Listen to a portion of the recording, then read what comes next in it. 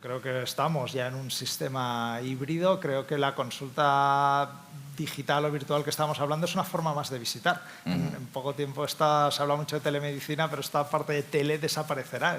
La medicina se podrá hacer presencialmente o la podrás hacer virtualmente y deben compaginar porque aporta mucho valor para mucha gente. Como decía, ¿no? La mayoría de los millennials ya están buscando esa demanda de inmediatez, pero para otra gente no, prefiere una consulta presencial. Deben compaginarse, aporta mucha cosa para entrega de resultados simples, visitas de seguimiento, pero creo que debe compaginarse. La mayoría de estudios te dicen que 50 hasta el 75% de los motivos de consulta podrían ser resueltos virtualmente. Nosotros en nuestros hospitales estamos ahora en un 25% de todas las consultas ya son digitales, o sea, hay un 25% de gente que ya no acude a nuestros centros y se lo puede resolver. Se gana tiempo con eso también, claro. Claro, con eso ganas esa accesibilidad para esa inmediatez, pues tienes más disposición para el médico, pero creemos en ese modelo de compaginar ambos. Todos nuestros médicos pueden atender presencialmente y virtualmente,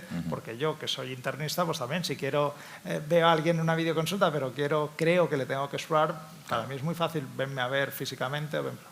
Acabaremos siendo como directores de orquesta de pacientes empoderados, telemonitorizados y creyendo lo que la inteligencia artificial y los wearables me digan y poniendo foco en esos que realmente lo necesitan. ¿Por qué tengo que seguir viendo a una persona diabética bien compensada cada 3 meses? Y a una persona que realmente lo necesita también cada 3 meses, ¿no? Hay que poner foco y priorizar a quien lo necesita, claro.